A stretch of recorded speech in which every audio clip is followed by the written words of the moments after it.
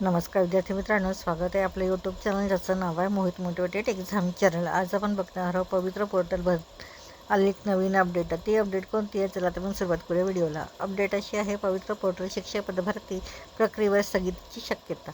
अभियांत्रिकी BCA पदवीधर उमेदवारांनी कोल्हापूर सर्किट बेंचमध्ये धावावं।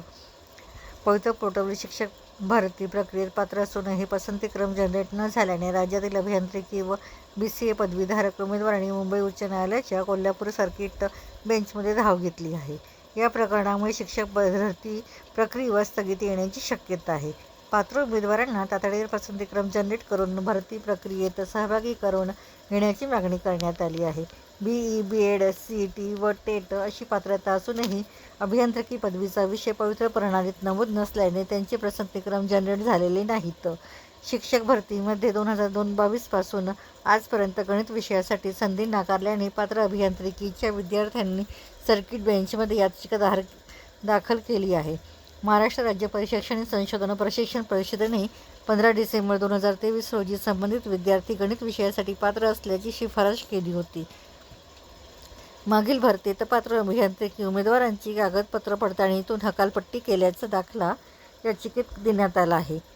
पात्र उमेदवारांना संधी देण्याची अशा पात्र विद्यार्थ्यांना संधी दिली नाही म्हणून प्रशासनाला फरकाटले आहे। पुढील सुनावणी 25 ऑगस्ट रोजी होणार आहे। BCA पदवी ही BSc या पदवी व BCSC ITI समक्ष मानले जाते। गणित व विज्ञान विषयासाठी BC धारकांना संधी नाकारली जात असल्याचा दावा याचिकेकर्त्यांनी केला आहे। जून 2024 याच मुद्द्यावर औरंगाबाद खंडपीठात दाखल याचिके प्रकरणी NCTE निर्णय सोपविण्यात आला होता, मात्र अद्यापही कारवाई झालेली नाही। कोल्हापूर सर्किट बेंचने या प्रकरणाची पुढील तपासणी 16 सप्टेंबर रोजी ठेवली आहे। दोन्ही प्रकरणांमध्ये याचिकाकर्त्याच्या वतीने आदित्य रतकाडे हे काम पाहत आहेत। तर पात्र उमेदवारांना अन्याय। शिक्षक अभियोगिता व बुद्धिमत्ता चाचणीत पात्र BCA पदवीधर उमेदवारांना शिक्षक भरतीतून वगळल्याची त्यांनी सर्किट बेंचमध्ये याचिका दाखल केली आहे।